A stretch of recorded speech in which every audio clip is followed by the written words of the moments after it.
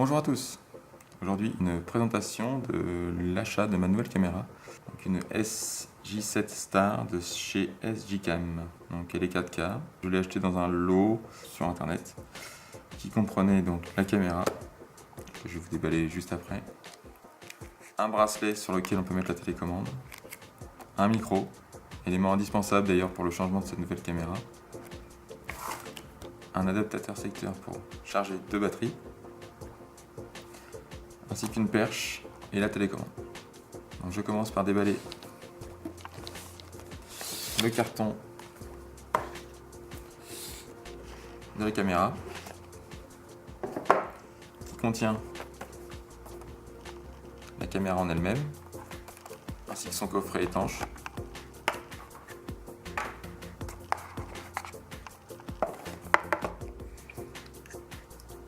Donc, elle est fournie directement avec ce coffret. Ce n'est pas le même que celui de ma caméra SJ4000. Le format a été modifié, d'autant plus que les boutons se trouvent ici devant. Donc on peut l'ouvrir ici et basculer le système.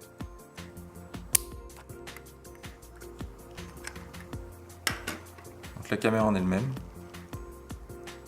est plus lourde que la SJ4000. Elle est fabriquée donc avec un contour en aluminium. Sur celle-ci, on peut voir différentes prises. La prise USB, qui n'est pas la même non plus, ce n'est pas une mini USB, c'est une type B je pense, la prise HDMI et l'emplacement pour mettre votre SD card. Donc vous avez différents boutons, bouton d'allumage, bouton pour prendre des photos je crois et pour filmer. Le micro se trouve en façade ici. Et il est possible de mettre des compléments pour protéger l'optique. Cette caméra dispose d'un écran tactile. Dans le coffret, vous avez différents accessoires. Des fixations autocollantes pour le casque, fixation bombée, une deuxième batterie, un câble USB, donc c'est ce type là,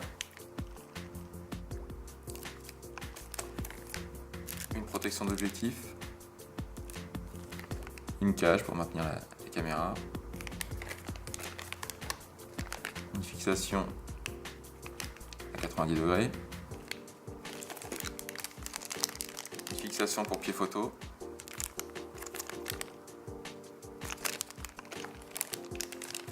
encore d'autres fixations adhésives plates, une fixation pour guidon, une fixation courte dans le même sens, une fixation courte à 90 degrés, quelques autocollants de rechange, un capot pour le boîtier,